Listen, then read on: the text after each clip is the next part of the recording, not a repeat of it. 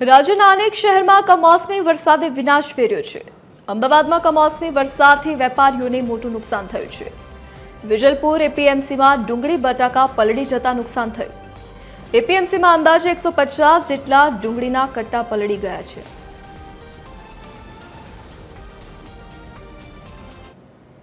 કાલે અમદાવાદમાં પડેલા કમોસમી વરસાદ અને આંધી અને જે વાવાઝોડા જેવી પરિસ્થિતિ સર્જાઈ હતી તે બાદ કેટલીક સ્થળો પર નુકસાન પણ સામે આવેલું છે। ખાસ કરીને વિજલપુર એપીએમસી કે જેની અંદર ડુંગળી બટેકાનો વેપાર થતો હોય છે, ત્યારે જે ડુંગળીનો માલ બહાર રાખવામાં આવ્યો હતો તે ભીનો થઈ જતા હાલ વેપારીઓને નુકસાન વેઠવાનો વારો આવી રહ્યો છે।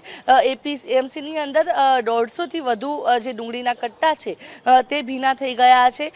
જે રીતે વરસાદ આ કમોસમી હતો, કોઈ પણ અપેક્ષા આ પ્રકારની વેપારીઓને પણ નહોતી। જે વેપારીઓનો માલ અંદર હતો તે તો સદનસીબે બચી ગયો છે, જોકે જે બહારની તરફ રાખવામાં આવ્યો હતો તે હાલ પલળી જતા ડુંગળીના જે આ કટ્ટાઓ છે ભીના થઈ જતા તેમને નુકસાન પહોંચી રહ્યું છે।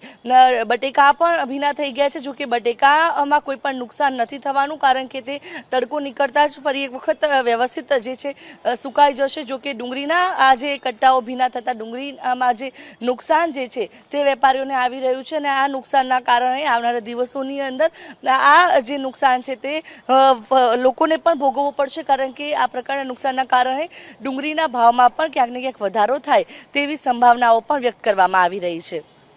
કેમેરા પર્સન જનક ચૌધરી સાથે આયુષી યાજ્ઞિક, TV 13 અમદાવાદ।